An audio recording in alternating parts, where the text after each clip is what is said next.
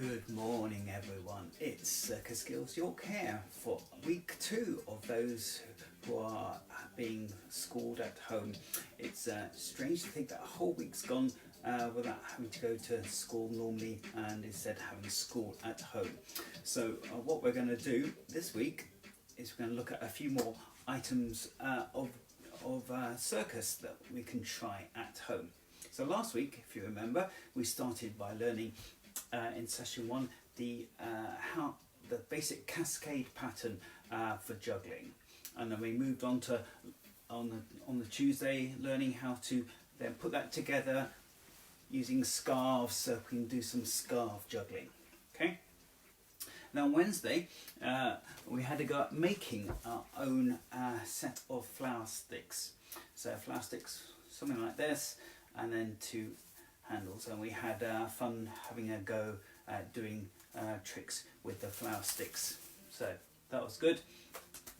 Then we moved on to making our own juggling balls on Friday, and hopefully you have made some juggling balls. If not, then you can either pause this video and can try looking back at Fridays to have a go, or you can instead go and look for some suitable objects. Now let's just turn the music down a fraction. Suitable objects. So the ones we made on Friday are quite nice, in fact, because you can make them to suit the size of your hand. And so you want something that you can easily clasp, and they are a good weight, and they give a little when you catch them. Because if you have a tennis ball, for instance, or something like that, you can juggle with these. Children tend to find them slightly on the large size, especially if you've got small hands, and they're very unforgiving because they can bounce off your fingertips, and so you tend to spend a lot of time dropping them because they bounce off your hand. When they fall on the floor, they then roll away. So nice things about the ones that we made is that they don't bounce off your hand, and when they hit the floor, they go thud and don't roll away. So you can then quickly pick it up easily like that, rather than with the tennis ball thinking, where on earth did it go? Oh, over there. Hard bouncy objects tend to be less good for learning to juggle with. So here's a smaller bouncy object. Again, it's easier to hold compared with the tennis ball, but if you drop it, it'll just roll away and you think, oh, where's it gone? You might have some bean bags in the house, or these can be relatively easily made. So you can see it's just some material. In fact, my first set of juggling balls I made with a piece of fur, that material that I had left over from some project, can't remember what, and I put some dried beans in the middle. So bean bags are good because they just go squidge in your hand when you catch them. So you can catch them on lots of different little bits, and they don't tend to roll away. Well, they certainly don't bounce off your hand. And you can do other interesting stuff with beanbags. So you can try catching it on your hand like that, or not, as the case may be. But if you've tried that with a tennis ball, it's just really hard. Okay, it's not impossible, but it makes it a lot harder. Our homemade ones, I think, are a bit too bouncy for that. It is possible, but it's a bit harder. Okay, but a nice loose bean bag, you hear all the beans in there, makes it much easier. He says, having just dropped it again. So let's try it again. Oh, practice makes perfect. There we go. Okay. You might have some juggling balls. They tend to be good. These ones are actually called thuds because when you drop them, they make a nice thudding noise and they don't roll away. So again, much better than a tennis ball. I've got some other ones here. Here's a different version. That's okay. These ones, this is tighter packed than this one, so this one actually will roll away. It's a bit more inconvenient. Here's one of my sparkly ones. It's wearing out, unfortunately. This is quite good. It's much looser. You can hear that. It's nice and squidgy.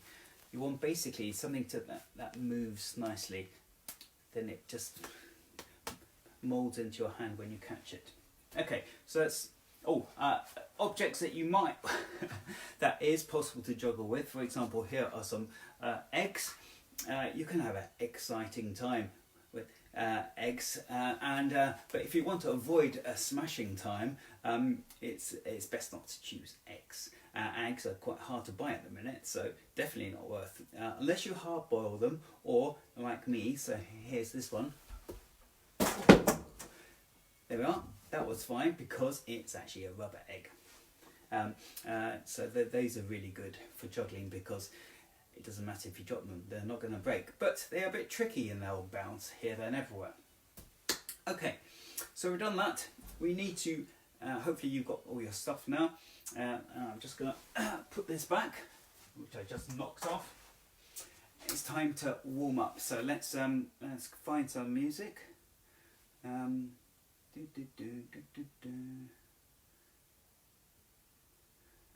turn it up, and let's do a warm up. It's good to be warm. Nice bit of marching, and now with our hands, let's go.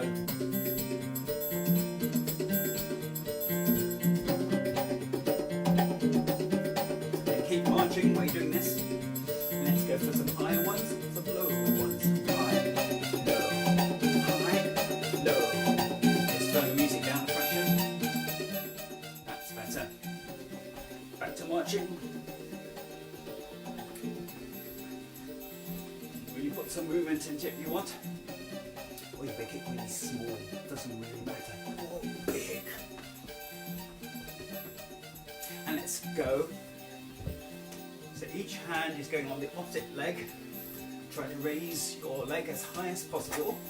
Oh, there goes a hoop.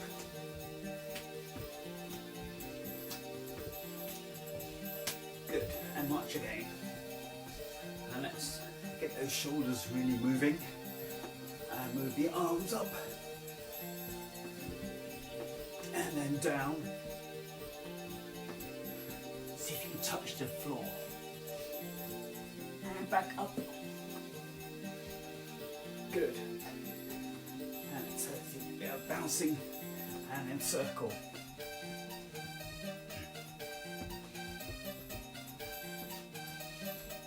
Good. Let's shake those hands, shake the arms, shake everything. Good. And relax. Good. Right, so get your juggling ball in one hand. And what we're going to do is we're going to start in this position with our hands in front of us, nice distance apart. And we're going to try and keep those hands in the same position all the time. That means when we're throwing the juggling ball, we have to aim so it arrives in the other hand. So what I mean is we're going to do that. We're not going to throw it like that and have to move the hand to catch it. We want to throw it to the other hand so that the other hand doesn't have to move. So I'll show you side view. Don't know if that helps. Or a diagonal view.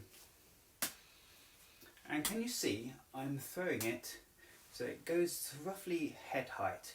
You don't want to go too much higher. The higher you throw it, the more time you have, but the more chance it has of going off target. So if you try and do a really accurate high throw, see I had to step forward and catch it. We want to avoid that. If I do another high one, I had to again step forward and catch that. So we want to try to avoid that by just throwing it backwards and forwards at a reasonable height, preferably no higher than your head, and trying to make that throw consistent. So it gives us a reasonable amount of time if we're throwing that height. So it's a compromise between the amount of time we get before I have to catch it and an accurate shot. So try to avoid not having it too low like here. It's easier throwing it from one hand to the other when it's low down, but it gives you much less time. So when you come to actually doing 3 down here, it's really crazy. Okay, we want to avoid that, so we want to just get into throwing a nice consistent throw. A lot of people, when they learn, they discover that one hand is better at throwing than the other. For me, I write with this hand, my right hand, and that hand was quite happy at throwing things, and the left hand was a lot weaker, and I had to work a lot harder to get consistent. Okay, if you find that you're having to step forward to keep on catching the stuff, one good way to do it is to face a wall or a door and to do it there. It automatically, your brain will automatically work out that it can't throw it forward, and that should reduce the issue of you throwing it forward. So watch out for that. It's always a good hint. If you always find that you're walking forward trying to catch the ball as you're going backwards and forwards, then do it facing a wall, and that will make things a lot easier. Okay, so when we're learning this, we're learning to juggle, I always recommend doing this for about 2 minutes. If you can manage 5 minutes without getting too bored, then that's fine. You can see I'm doing this and I'm talking to you and I'm managing to do it, but I'm still practicing while I do it. So you could try watching TV. In fact, it's quite useful to get used to looking through the pattern, so we're not looking at a ball backwards and forwards. Okay, good. And we did a bit of that on Friday, so hopefully some of you may have actually been practicing that already over the weekend, but who knows. So I'm going to pick up 2. So here's another homemade juggling ball we made on Friday. So as soon as we introduce a second thing to do that's new to us, what normally happens is we'll start to panic and everything will go haywire. So one way to get around that is to always start with your weaker hand. So for me, my left arm and hand, that's the weaker side of me because I'm right-handed. So therefore, I'm going to start with the left hand. So what we're going to do, so remember the throw going backwards and forwards, what we're going to do with 2 balls, I'm going to throw this one first from the left hand. It's going to go up to here. When it reaches that point, and only at that point, am I allowed to then throw the second one? Well, that's in the air. The other one will be coming down, and I can then catch that. And then, having caught that, I'm then going to catch that one. So it's going to look like this. It's going to be a throw, throw, catch, catch. So watch if you can see. Throw, throw, catch, catch. Throw, throw, catch, catch. You can, of course, try it with your stronger hand going first. Throw, throw, catch, catch. But you'll find you'll probably get a much better second throw if your dominant arm is doing the second throw, okay?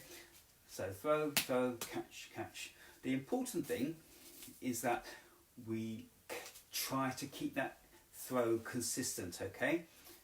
Both going the same height, both going such that the catching hand doesn't have to move anywhere to catch it. It can be quite tricky. In fact, often people, when they first try this, it goes haywire, and I take them back one step so they get used to the fact that these balls have to cross, so you can throw them together and do it like that. And sometimes people find that easier because you can see that they're going a consistent height. I mean, you have to try avoid collisions mid-air. You can do that as a thing first, but notice I'm still doing the same throw. They're still going in a nice arc, crossing over, and I'm catching. So if you do have fun with that, maybe go for that, okay? And just remind yourself we're throwing the same way, Okay, so throw, throw, catch, catch. If you want to make it even simpler, so here I'm over the bed again, you can do it like this, so that you don't have to do any catching. So it's a throw, throw, catch. Well, catch, catch, the bed or the table, whatever you're over, does the catching. And you can do this on the floor as well. Throw, throw, catch, catch. Oh, see, mine's just bounced off. In fact, let's try that with a beanbag. Throw, throw, catch, catch. Oh, no, that wants to roll off anyway. But get the idea. So you don't have to. Worry about the catching. Thud, thud. When the balls land, hopefully one should land on one side and the other should land on the other side in a consistent place. Throw, throw.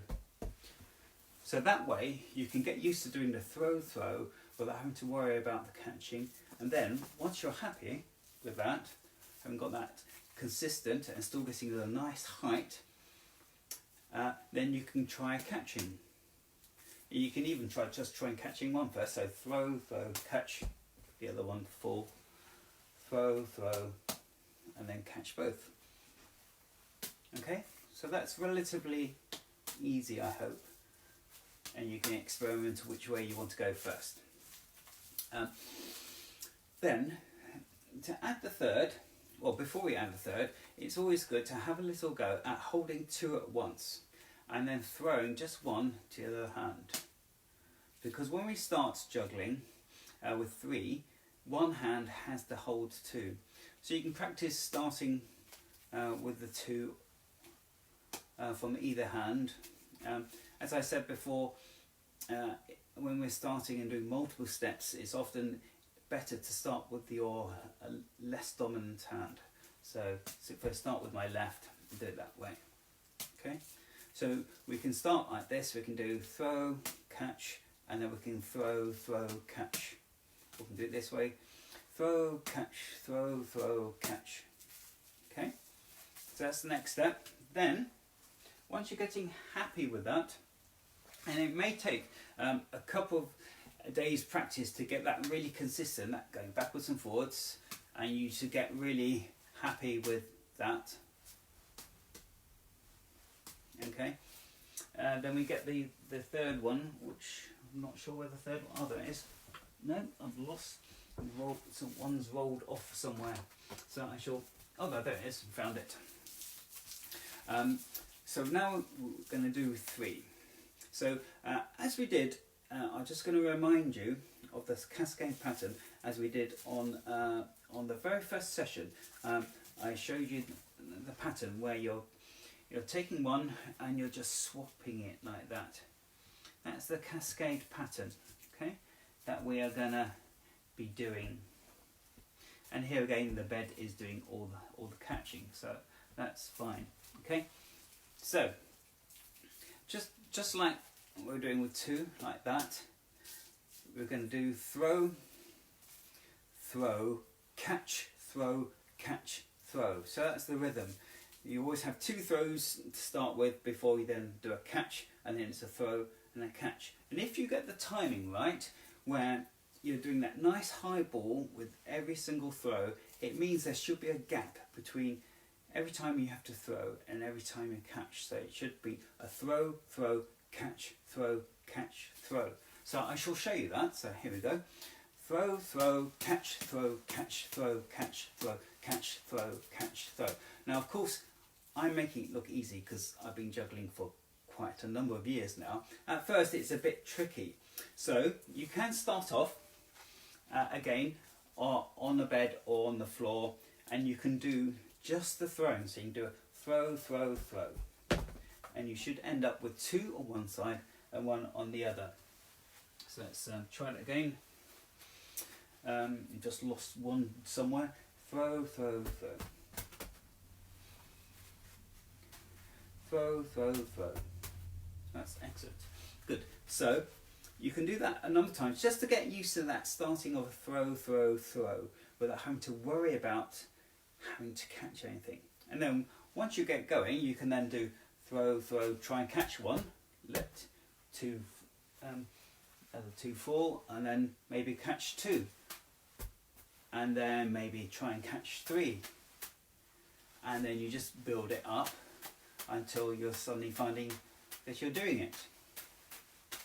Okay, so but with all the time, it's always best to work up from the basics. So each session you're going to that you want to practice juggling, always recommend starting, reminding yourself hand position, get that nice consistent throw, so you're staying in the same place, you're not having to step forward or step back, but you're catching nice and consistent, and each arm is doing a consistent throw, and then you do two, try and keep them nice and consistent,